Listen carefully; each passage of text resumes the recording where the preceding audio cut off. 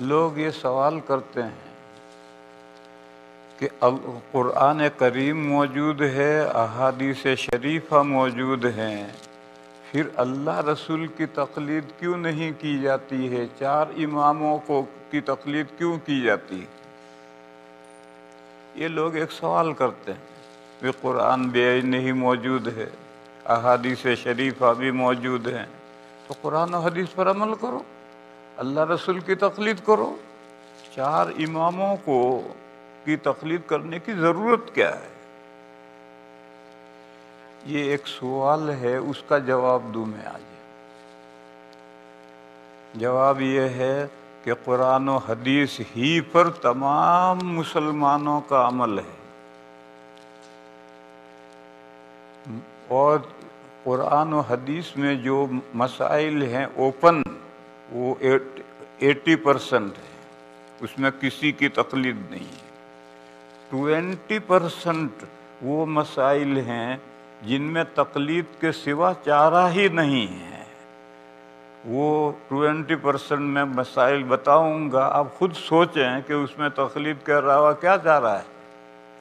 وہ جو 20% فقہ کے مسائل ہیں، وہ 3 قسم کے مسائل ہیں، وہ 20 نہیں ہیں، وہ 3 قسم کے مسائل ہیں۔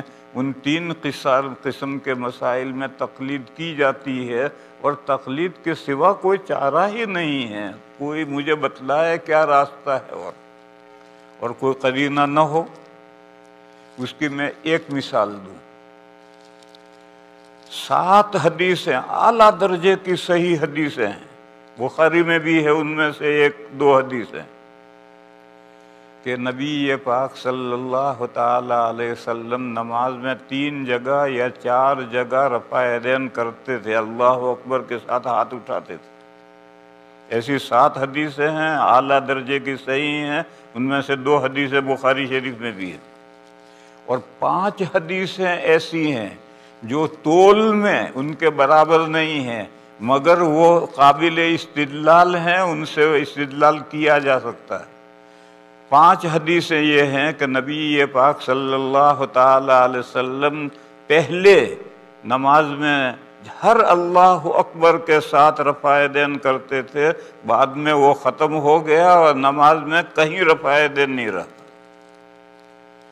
اور تکبیر تحریمہ میں جو ہے وہ بارڈر پر ہے، بلکہ بارڈر سے بھی آؤٹ ہے۔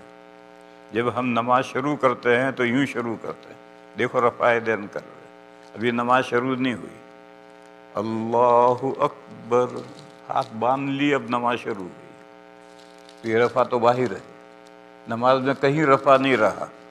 ایسی 5 حدیثیں ہیں، اور 3-4 جگہ رفع کرتے تھے، ایسی 7 حدیثیں ہیں۔ یہ 7 مضبوط ہیں، اعلیٰ درجے کی ہیں، یہ ان کے اعتبار سے کمتر ہیں، مگر فی نفس ہی قابل استدلال ہے۔ اب میرے بھائیو سوچو، نبی پاک صلی اللہ علیہ وسلم کی نماز میں یہ دونوں عمل ایک ساتھ نہیں ہو سکتے کہ رفع یدین کرتے بھی تھے اور نہیں بھی کرتے تھے، دونوں عمل ایک ساتھ کیسے ہوں گے؟ لا محالہ یہ ماننا پڑے گا کہ ایک عمل پہلے کا ہے اور ایک عمل بعد کا ہے، اور کون سا عمل پہلے کا ہے کون سا بعد کا ہے کوئی قرینہ موجود نہیں ہے، اور یہ طے کرنا ضروری ہے۔ جو پہلا ہے اس پر عمل نہیں ہوگا، جو بعد کا ہے اس پر عمل ہوگا۔ اب مجتہدین کرام کا نمبر آیا ہے۔ امام اعظم اور امام مالک رحمہم اللہ، یہ دونوں بڑے امام ہیں۔ امام اعظم جو ہیں وہ تو عراق کے جتنے فقہا ہیں ان کے امام اعظم ہیں، اور امام مالک علیہ الرحمہ حجاز کے جتنے فقہا ہیں ان سب کے استاد ہیں۔